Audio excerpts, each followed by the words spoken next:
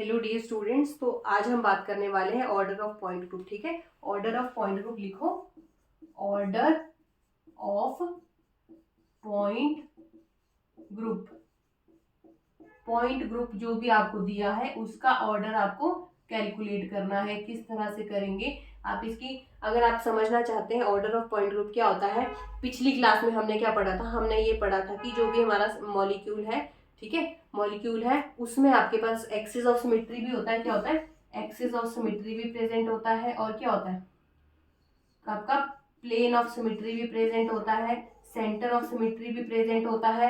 वो हर मॉलिक्यूल में नहीं, डिफरेंट डिफरेंट मॉलिक्यूल में डिफरेंट डिफरेंट चीजें होती हैं। या किसी में आपका SN भी प्रेजेंट होता है, ठीक है ना। तो उसमें आपको नंबर ऑफ ऑपरेशंस किस तरह से निकालने, नंबर ऑफ ऑपरेशंस आपको निकालने सिखाए थे ना मैंने। नंबर ऑफ ऑपरेशंस इसमें कितने होते हैं एक्सिस ऑफ सिमेट्री में? CN। अगर आपका n टाइम लगता है तो वो आपका नंबर ऑफ ऑपरेशंस के इक्वल हो जाता है। नंबर ऑफ ऑपरेशंस आपका आइडेंटिटी होता है ना, ये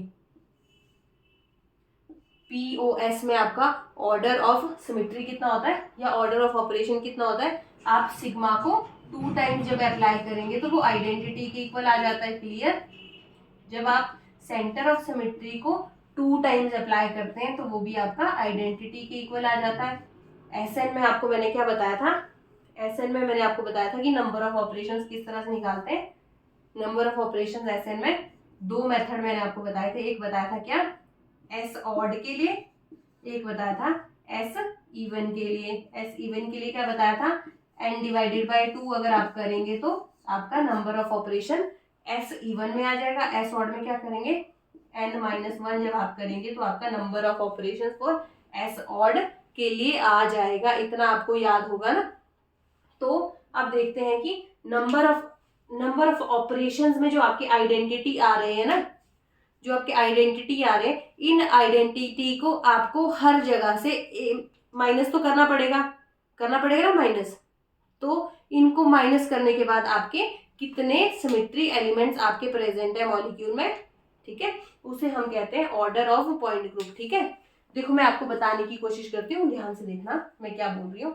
देखो ये हमारा है, मान लो ये जो मॉलिक्यूल है हमारा, ये इस तरह का कोई मॉलिक्यूल है, ठीक है। इस मॉलिक्यूल में आप देखो, इसका पॉइंट ग्रुप देखते हैं पहले, सिमेट्री एलिमेंट चेक करते हैं। इसमें सिमेट्री एलिमेंट ये आपको निकालने की जरूरत तो एग्जाम में वैसे नहीं है, ये आप लर्न भी कर लोगे ना। इसके लिए मैंने एक चार्ट बनाया, उसको आप डायरेक्ट लर्न कर लेना, ठीक है, तो आपको सीधा आपको पता चल जाएगा। पर कॉन्सेप्ट देख लो कि सिमेट्री एलिमेंट्स, इसमें देखो कौन कौन से। C2 आपको दिखाई दे रहा है। अगर आप यहाँ से प्रिंसिपल एक्सिस डालेंगे तो जब इसके अराउंड रोटेशन करेंगे तो H के प्लेस पे क्लोरीन चला जाएगा, क्लोरीन के प्लेस पे ये चला जाएगा। तो C2 तो मुझे बिल्कुल नहीं दिखाई दे रहा, ये वाला। तो अगर आप ये वाला C2 डालेंगे, ये भी C2 नहीं है, तो प्रिंसिपल एक्सिस इसमें आपके पास कोई भी नहीं है। अगर प्रिंसिपल एक्सिस नहीं है तो इसमें सिग्मा वी भी नहीं होगा, क्योंकि सिग्मा वी तो आपका प्रिंसिपल एक्सिस के पैरेलल होता है। सिग्मा एच भी नहीं होगा क्योंकि प्रिंसिपल एक्सिस के परपेंडिकुलर होता है। तो देखते हैं क्या इसमें मॉलिक्यूलर प्लेन है, मुझे तो बिल्कुल दिखाई दे रहा है मॉलिक्यूलर प्लेन।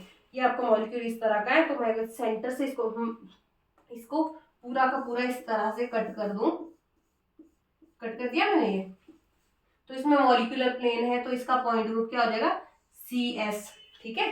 CS जब इसका पॉइंट ग्रुप हो जाएगा तो देखो इससे आगे मैं आपको बताना क्या चाह रही हूँ। देखो अगर आपने, इसमें आपको पता चल गया CS है ना, तो देखो एक बार मैं फिर से ड्रॉ करती हूँ। यहाँ हाइड्रोजन है, ये Cl है। आपने एक molecular plane CS first time लगाया तो मॉलिक्यूल किस तरह का हो गया, ये पूरा कट चुका है, कट गया ना। जैसा ये प्लेन में आपने जैसे इसको काटा, जो हाइड्रोजन आपका आपको अभी आगे की तरफ आते प्लेन में दिखाई दे रहा है, वो कटने के बाद आपका बैक साइड दिखेगा ना, ये पूरा बैक साइड हो जाएगा। मैंने आपको क्या बोला था, जब आप मॉलिक्यूल को इस तरह से काटते हैं तो जो आपका आगे को जो चीज दिख रही है वो आपको पीछे दिखेगी, रिफ्लेक्शन होगा ना। जो आगे चीज दिख रही है वो पीछे दिखेगी, जो पीछे दिख रही है वो आगे आ जाएगा, तो ये बैक साइड हो गया। अब आपने CS सेकेंड टाइम जब लगाया तो ये क्या हो गया, तो जो आपका, जब आपने मॉलिक्यूल को फिर से वैसे ही कट किया, जो आपको बैक साइड चीज दिख रही है ना, बैक साइड चीज दिख रही है वो आपके इस प्लेन के आगे को आ गई, जो आपके आगे था वो आपके पीछे को निकल गया, ठीक है ना। जो आपके बैक साइड था वो आपके फ्रंट साइड को आ चुका है। जो आपके फ्रंट साइड कहाँ पे, यहाँ जो आपको दिखाई नहीं दे रहा वो आपके आगे आ गया। क्लियर?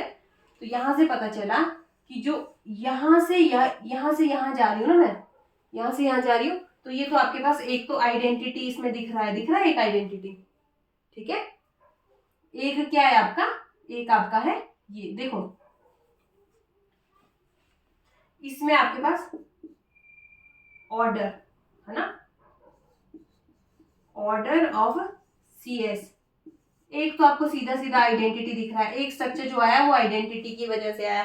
दूसरा स्ट्रक्चर आपका किस वजह से आया, दूसरा स्ट्रक्चर आया इसका कि जो आपका इक्विवेलेंट ओरिएंटेशन भी तो है ना, एक आइडेंटिटी है, एक ये है, तो ऑर्डर कितना आ गया 2, 1 आइडेंटिटी 1 आपका जो CS आपने जब लगा इक्विवेलेंट ओरिएंटेशन की वजह से, CS जब लगाया इक्विवेलेंट ओरिएंटेशन की वजह से ये आपका आइडेंटिटी तो नहीं है। क्लियर हो गया मैं क्या बोलना चाह रही हूँ? अब एक और एग्जांपल लेते हैं, तो यहाँ से पता चला ऑर्डर ऑफ जो आपका CS है वो कितना है 2, कितना है 2। अब बात करते हैं वाटर मॉलिक्यूल में ऑर्डर कितने होंगे, वाटर मॉलिक्यूल में ऑर्डर किस तरह से फाइंड आउट करेंगे। ठीक है, तो मैं वाटर मॉलिक्यूल को ड्रॉ कर देती हूँ एक बार इस तरह से। तो इसका एक बार सिमेट्री एलिमेंट चेक करने पड़ेंगे कौन कौन से है। ये आप मान लो ये आपका कोऑर्डिनेट है, इसको आप x कोऑर्डिनेट मानो, इसको z मानो, इसको y मानो। तो जब आप ये वाला z कोऑर्डिनेट इसके अलाउंग रोटेशन करेंगे तो जो H1 है H2 के प्लेस पे जा रहा है ना, और जब ये मॉलिक्यूल इस तरह का जब रोटेट करेंगे ये इसका बैक साइड पे चला जाएगा। कहाँ जाएगा? बैक साइड पे। जब आपने C2 लगाया Z के अलाउंग तो ये क्या बन गया, ये H1 आ गया H2 के प्लेस पे, H2 आ गया H1 के प्लेस पे। ऐसा नहीं मॉलिक्यूल, ये देखो मेरे हाथ अभी आगे को है, जब मैं इसको रोटेट करूंगी तो रोटेट करने के बाद ये ऐसे हो गया। अब देखो फ्रंट साइड हाथ ही घूम गया मेरा, एटम के प्लेस पे एटम तो आ रहा है इक्विवेलेंट ओरिएंटेशन पर, ये उल्टी हो गई, जो फ्रंट साइड है वो ऐसे हो गया। फिर से मैं एक और C2 लगाना चाहूँ तो ये इस तरह से हो जाएगा। अभी मुझसे लग नहीं रहा, देखो ये आपका H2 H1 ये आपका बैक साइड पे निकल गया। क्लियर? फिर आपने एक और C2 लगाया, C2 फर्स्ट टाइम लगाया, फिर C2 सेकेंड टाइम लगाया। सेकेंड टाइम जब लगाया तो फिर से ऐसे लगा दो इसको, ये देखो आपका H1 यहाँ पे, H1 आपका यहाँ पे आ जाएगा और आगे वाली साइड को आ जाएगा। ठीक है, ऑक्सीजन हाइड्रोजन हाइड्रोजन। क्लियर? तो H1 H2। ठीक है, तो मैंने आपको बताया है कि देखो इस मॉलिक्यूल में आपको C2 सीधा सीधा दिखाई दे रहा है, C2 इसमें प्रेजेंट है, बाकी कोई C2 है, बाकी C2 नहीं है। अब देखते हैं सिग्मा V प्रेजेंट है, सिग्मा V है कि नहीं। सिग्मा V क्या होता है? प्रिंसिपल एक्सिस के पर पैरेलल प्लेन ये वाला डाल के देखो जरा, ये कौन सा है? Z और Y प्लेन। सिग्मा Y और Z जब आप लगाएंगे तो ये भी दिखाई दे रहा है। अब क्या, अगर एक सिग्मा V है तो इसमें 2 सिग्मा V होंगे, दूसरा सिग्मा V कौन सा है? सिग्मा, ये आपकी प्रिंसिपल एक्सिस है, प्रिंसिपल एक्सिस के पैरेलल ये वाला प्लेन डाल दो X और Z। ये भी दिखाई दे रहा है ना। जब आप मॉलिक्यूल को इस तरह से कट करेंगे एटम के प्लेस पे एटम ही आने वाला है। और क्या होता है? और आइडेंटिटी तो सब में ही होता है, आइडेंटिटी सब में होता है, और हर जगह का आइडेंटिटी आपका मैंने यहाँ एक काउंट कर दिया, आइडेंटिटी आपका एक है। और C2 में आपके नंबर ऑफ ऑपरेशंस कितने हैं? नंबर ऑफ ऑपरेशन मतलब आइडेंटिकल मॉलिक्यूल लाने के लिए आपको कितने, ये देखो ये तो है, ये देखो इसको मैं फिर से लिखती हूँ, एक चार्ट बनाओ, यहाँ पे लिखना नंबर ऑफ ऑपरेशंस और ये लिखना पॉइंट ग्रुप का जो आपका ऑर्डर होगा, पॉइंट ग्रुप का ऑर्डर इसमें लिखना। ठीक है, ऑर्डर। आइडेंटिटी तो एक ही टाइम लगेगा, वो मैंने यहाँ लगा दिया। ठीक है, नंबर ऑफ ऑपरेशंस आप C2 2 टाइम्स लगाएंगे तभी आपकी आइडेंटिटी आएगी ना, C2 में 2 टाइम्स लगाएंगे तब वो आइडेंटिटी आएगी। तो इसके कितने ऑपरेशंस है? 2। सिग्मा के कितने ऑपरेशंस होंगे? सिग्मा का 2 टाइम लगाएंगे तो वो भी आपका आइडेंटिटी आ जाएगा। तो सिग्मा के भी नंबर ऑफ ऑपरेशंस तो 2 ही है, इसके नंबर ऑफ ऑपरेशंस भी 2 ही है। पर क्या इस ऑपरेशन में ऐसा नहीं होता? देखो हर ऑपरेशन में ये होता है ना, देखो पहली बार आपने लगाया इक्विवेलेंट ओरिएंटेशन आया, दूसरी बार लगाया आइडेंटिटी आ गया। जब आपका आइडेंटिटी यहाँ आया तो आइडेंटिटी तो हमने यहाँ काउंट कर लिया ना, आइडेंटिटी यहाँ काउंट, जो आपने आइडेंटिटी यहाँ पे काउंट किया है, यहाँ पे आइडेंटिटी काउंट किया ना C2 का, ये देखो यहाँ पे अगर आपने आइडेंटिटी यहाँ काउंट किया तो आपको एक एक आइडेंटिटी माइनस करना पड़ेगा ना इससे, माइनस आइडेंटिटी एक टाइम, यहाँ पे भी एक टाइम आइडेंटिटी माइनस करना पड़ेगा, यहाँ पे भी एक बार जब आपने सिग्मा अप्लाई किया, एक बार इक्विवेलेंट ओरिएंटेशन आया, दूसरी बार आइडेंटिटी आ गया, वो माइनस करना पड़ेगा आपको, ठीक है। तो 2 - 1 1, 2 - 1 1, 2 - 1 इज इक्वल टू कितना हो गया 1 2 3 4, तो ऑर्डर कितना आ गया 4। तो जो C2V का पॉइंट ग्रुप क्या है 4। क्लियर हो गया आपको ऑर्डर किस तरह से निकालना है, क्लियर। अब मैं एक और एग्जांपल देती हूँ, C3V पॉइंट ग्रुप है जो, उसमें ऑर्डर किस तरह से होगा, ठीक है।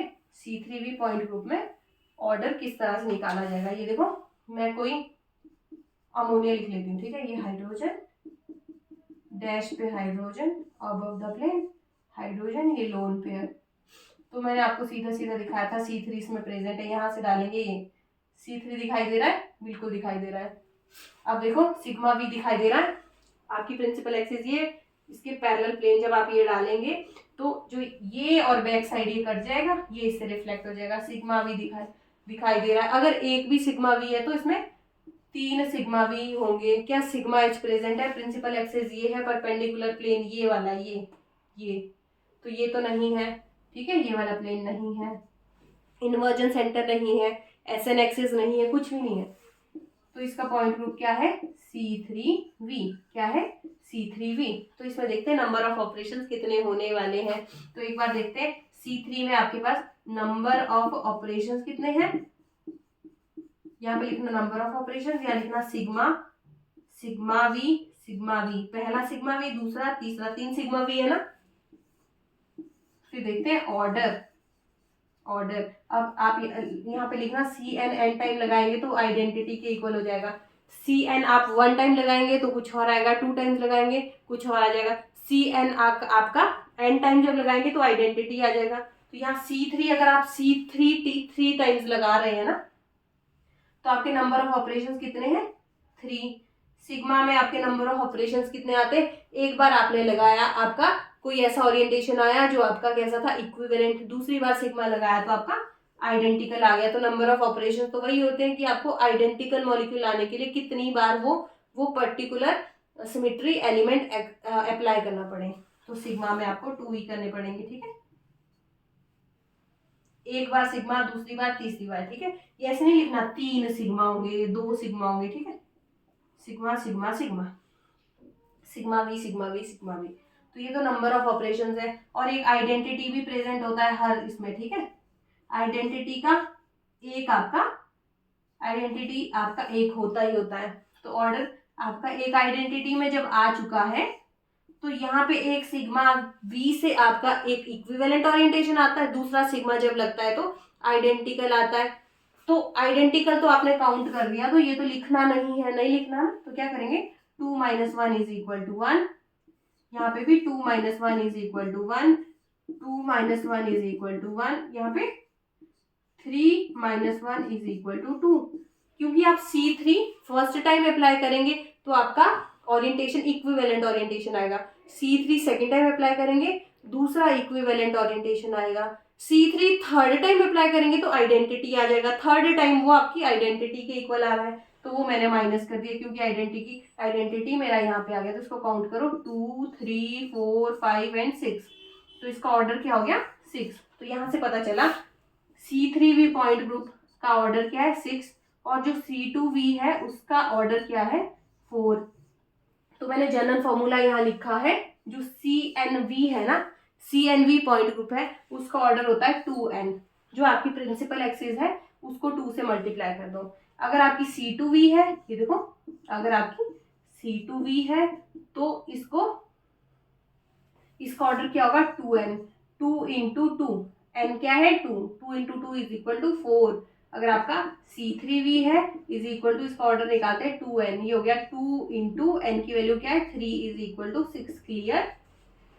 समझ गए ना मैं क्या बताना चाह रही हूँ आपको कि ऑर्डर ऑफ पॉइंट ग्रुप होता क्या है, उसको किस तरह से निकालते हैं। ठीक है, ठीक है ना।